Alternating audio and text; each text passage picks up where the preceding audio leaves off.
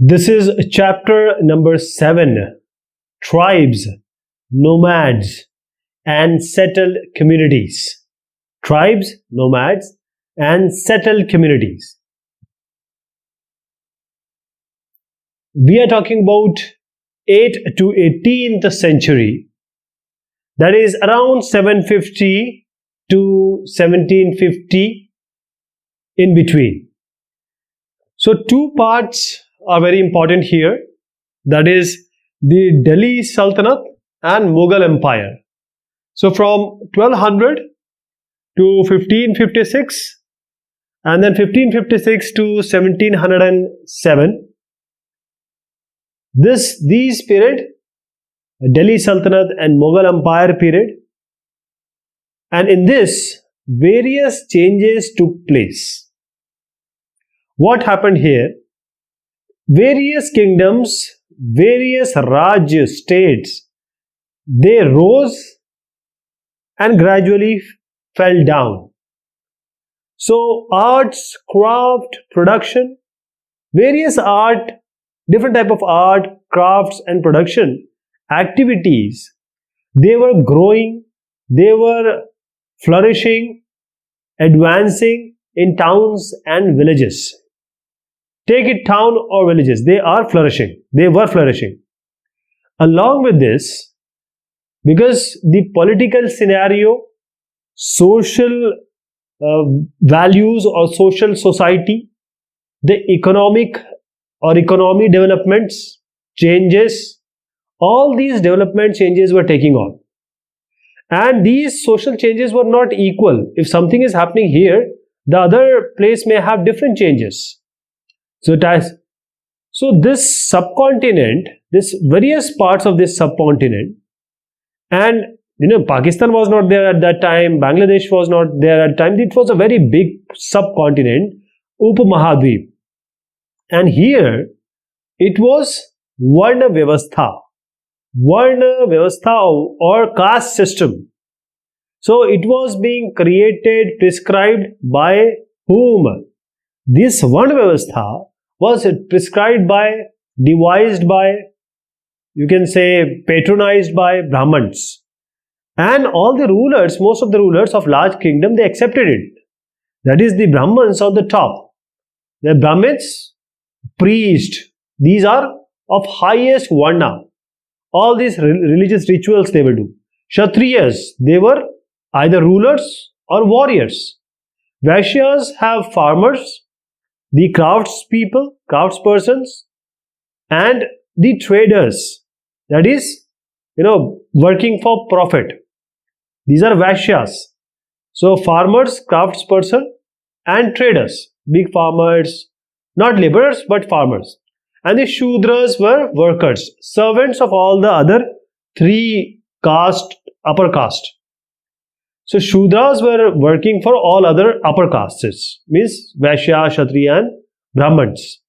And below that we have Ati Shudra also. Because of this Varna Vyavastha, which was there in most part of the subcontinent, there was kind of difference which was created. The rich became rich, the poor became poor, so the difference between them increased. But when we talk about the Delhi Sultan's era and the Mughals era, this social differences or the hierarchy between social classes, the differences grew further. It increased, it emancipated. So when we talk about these Brahmins creating this Varna Vyavastha, but this was a very huge continent, means subcontinent. So most of them were following this Varna Vyavastha or caste system, but some of them did not follow it. They have their own rules, they have their own places to live. That is, take a group, I am giving an example, take a group, there are various groups, they did not like this Brahman, Kshatriya, Vaishya, Shudra, Varna Vyavastha, or they just denied it. So they were all equal. The differences between Brahman, Kshatriya, Vaishya, Shudra, it was not like that. They were almost equal. That is, they were There is no higher class or a lower class. This kind of thing was not there. Okay. So these people or these groups which were not following this Varna Vyavastha, and the differences between them were not so vast, and at that time they were called as tribes. Tribes, Janajati. What Vyavastha they were not following? Janajati. Jana means people. Tribes. Jati means say a caste. Tribes. So they were different from others. How they are different? Because as I said, the group, these are all Janjatis. These groups or these Samuh, Janajati. Let me tell you again, this is very important. See, Jan means people. Jati means a group which can be identified with certain culture, certain identification of their way of living. So say you are living, the other person may be your uncle, but the other house may be of any other person. But in this group, that is the tribes, all the people which were there, they have kinship bonds. That is, they were related somewhere with somewhere. Means some was dada, pardada, grandfather, father, or uncle, and all these. Okay. So all these people were related. And how do they get their food? Because most of them, they would live not in the towns and cities. They would live in far off, like I'll tell you about that, desert, etc., forest hills. So first of all, they were doing agriculture, or they were doing hunting, shikar, or gathering, means gathering or collecting food to eat or other stuff. Herders, animals, whichever animals is useful, they were making it domesticated and herding them. So wherever they were living, say they were living in forest or some remote mountain, whatever natural resources they would get, they were using it to the entirety. They were dependent on this and they were using it and saving it also. So these Janjati or these tribes, there are two type of tribes. One are nomadic. Nomadic means changing places every time. They will not be stationary. They are dynamic, moving. But there are certain who won't travel. They would be there for long, stay permanently. And also they have, say, in their area they have land, they have pastures. All these, the tribal group, they controlled by themselves. All these lands and pastures where they live, and they were controlling it by themselves because they are having certain their own rules. All these rules, who is going to get what, who is going to get what. So because on the basis of their rules, they were dividing it also. There are large tribes, big tribes, and they were in the subcontinent, and they lived in where? They lived in forests. They live in hills, desert. So forest, please remember, forest, hills, desert, mountains, or some varied area. So these places, these tribe or large tribes, we understand, used to live. Okay. Now what would happen? Because there are two group of people now. One is following the caste based society, Brahman, Kshatriya, Vaishya, Shudra. This is one society. The other is Janajati, JJ. So there will be, some time they were clashing. But not every time. Why? Because one group is creating something, producing something. The other group is creating and producing something. So they are dependent on each other on their different needs, diverse needs. Because everyone cannot, you have to be dependent on another person or another group, right? So these diverse needs, these different needs, they were dependent on each other. Somewhere there was some problem, but still they were helping and cooperating also. We'll see about that. Now the question comes is, who lives where? And this we are going to see, with the diagram also. See, whatever we have got, the information, say Delhi Sultanate, all the inscriptions we have. For Mughals, we have all the informations in the form of Tawarikh and in the form of the Akbarnama, Jeevani, autobiography, biography, etc. But these tribes, I don't think they were so literate, so they were not writing, or they don't have their writing, they don't want to write, maybe they may be the reason. But they were transferring it through generation, like you are getting it from your father, the father is getting from his father. So it was all oral, means maukhik vachik. By means of saying it is transferring. So all these next generation will be getting the information or the culture through spoken language. And this is how these oral traditions, which were followed by these tribals, the historians are now using it for the tribal histories, right? This is how we know about them. This is how the historians also know about them, through the spoken language. Now, who is living where? Let us start from Punjab. In this Punjab, we have Khokhar tribe. In Punjab, Khokhar tribe, very strong, very influential when 13th and 14th century. Then came Gakhars. They became important now. And you can understand the importance that their chief, Sardar Kamal Khan Gakhar, he was made noble, that is Mansabdar, by Akbar Emperor. Right? Akbar made him as Mansabdar. That is how this was so influential. Gakhar was so influential. What is the name? Kamal Khan Gakhar, KKG. Kamal Khan Gakhar was made the noble Abhijat or Mansabdar. And what about Multan Singh? Multan Singh is not now in India. It is present day Pakistan. So Langhas and Arghuns. These were also famous tribes. Langhas and Arghuns. Baloch also. We also have Balochistan right now. So all these are having Baloch. So this tribe in the northwest, Baloch. So let me show you about these. I talked about Khokhar. Then came Gakhar, Khokhars, Punjab, Kashmir, Gakhar, Punjab, Kashmir, right? Then the Balochis, before that I talked about Arghuns and Langhas in Multan, Sindh.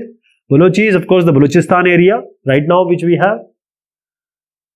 And this Baloch tribe was quite a big tribe. It was very big tribe. Actually, they were divided into certain kul or clans. Into different clans they were divided. And each clan, each kul will have a different chief. If I talk about Western Himalayas, there was a very famous tribe, Gaddis, Gaddi, Gaddi. And the main thing was they were a shepherd tribe. Shepherd, they were doing sheep rearing or whichever produced the wool.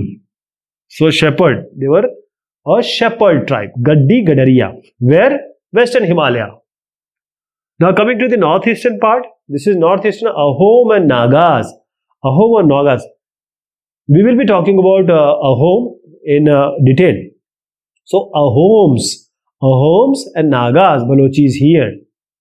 So Gaddi also we talked about, Western Himalaya, Gaddi, Gadariya.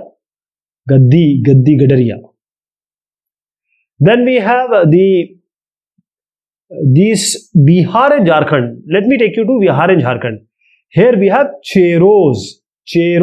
This is Chero. If you see here, this is Ahom, this is Chero. So Chero, where Bihar and Jharkhand. Cheros in Bihar and Jharkhand. So just add Bihar and Jharkhand here. So these Cheros, they become so powerful, emerged as a powerful chiefdoms, but they were attacked by and defeated by whom? Raja Man Singh. Raja Man Singh, he was Akbar's famous general. Raja Man Singh, he attacked these Cheros and he defeated them in 1591. 1591, Raja Man Singh, who? Raja Man Singh in 12th century. But, they were not purely defeated or they were subdued. Raja Man Singh, Cheros, though Raja Man Singh defeated Cheros in 1591, but after that, as I said, they were not completely overpowered. Then came Aurangzeb. Aurangzeb, he was under his, Mughalship or Mughal forces, they captured the Chero fortresses, forts, and finally they defeated and subjugated the tribe. Now coming to Mundals and Santhals,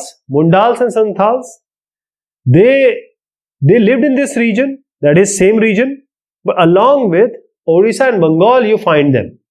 Okay, we are talking about this area only, along you just add Orissa and Bengal also.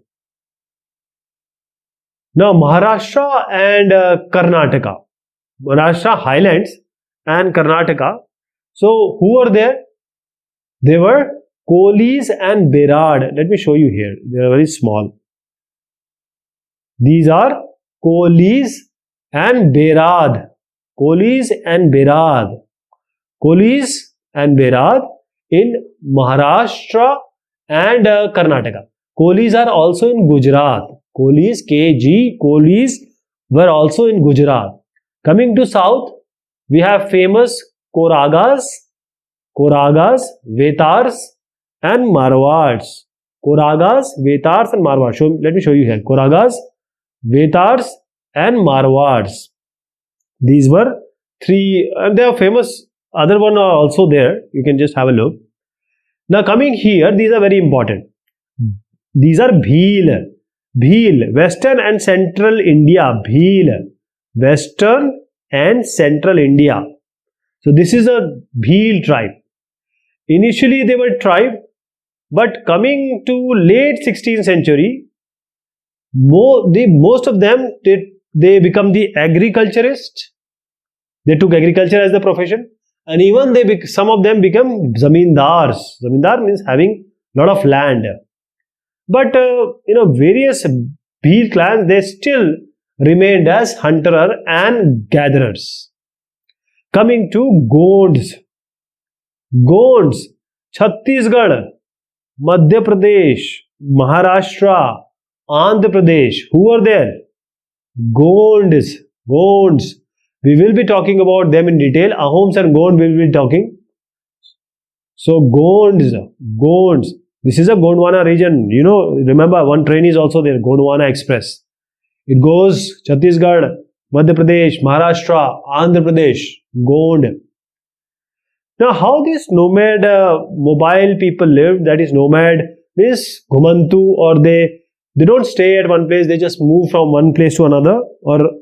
So this nomadic pastoralists means they were using this the animals, different animals who are meat rearing or giving the milk products and these pastoral products.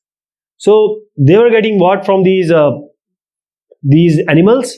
Milk, cheese, curd, ghee, wool. So all these they were getting from these animals they rear for living, going here and there. So what they would do? Because they were actually moving, but they are settled people also. Means they were not nomads. Settled people are different. So these nomads will do trading with these settled people through the barter system. Barter system is what? That is, these settled people will have cloth, utensils and various other products that may be utilized by the nomadic pastoralist. For example, clothes, utensils. So also the grains, food. So they used to exchange it. But there is no money involved. That is why this is a barter system. They used to exchange stuff rather than using the money. Now coming to Banjaras, the Banjara is also a nomadic and moving tribe. So these are wandering people. So this whole is information about the Banjaras. So Peter Mundy or Mandi you can say, he was himself an English trader, and he came to India during the early 17th century, and he described about these Banjaras. So early 16 means 1610, 1620 like that. So he said that he actually saw the Banjaras. And Banjaras, Tanda. The Tanda group of Banjaras are called Tanda. They are Tanda. So they saw 14,000 oxen, Baal, Sand. So they were carrying grain, and that is wheat and rice. And these are Banjaras. So they would do what? They will take some stuff from one place which is sasta there, and wherever it is expensive they go and sell it. And now from here they take certain thing which is cheap here and expensive somewhere else. This is how they trade. And also these ox, they would use them, and they would leave them once they are stopped for the day, and it will freely graze. Ox will freely graze. These Tandas, let me tell you, these Tandas will be having around 16 to 700 people. Tandas, 16 to 700. And they would travel for 6 to 7 miles, just not more than that. Okay. So now coming to what Banjaras were used for. Banjara were extensively used by two, Alauddin Khilji, Jahangir, because they were actually moving tribe. So, and they have a lot of oxen, so they can transfer the content, that it can be grain, it can be any other thing, food, dalhan, tilhan.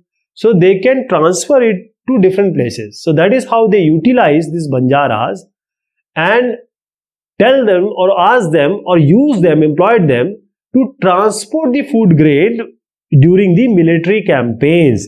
Whenever there is war going on, they were using these Banjaras, and Banjaras were happy to help. Why? Because they were doing it. This is what they do. So in the 1 lakh bullock carrying grain, if you see, they were employing these much of Banjaras here. Okay, this was the scenario. And one more thing is, many pastoral tribes, they used to sell the animals also. Means they don't use them for milk, etc. They would rear them to sell it to the prosperous people who would want, say, meat or eat them. So, and who would want to use them like horses. So all the prosperous or wealthy people, they were sold these animals from various pastoral types. And there were very small peddlers also. And these peddlers were their tribals also, but they were selling gaon to gaon, going town to town or villages to village to sell these ropes, these reeds or straw matting, and these coarse sacks, rassi, the bora, all these they used to sell. Along with this, there is a caste of entertainers. The main job was to entertain, dance, do the acting, drama. So these were entertainers. Circus, Mela, all these you might have heard of. So they will do this. So this is an example of bronze crocodile, Kutia Kond tribe of Odisha. So we will talk about this new caste and hierarchies in the next discussion. Before that, let me reiterate it. So we are discussing the different tribes from 8th to 18th century in Indian subcontinent.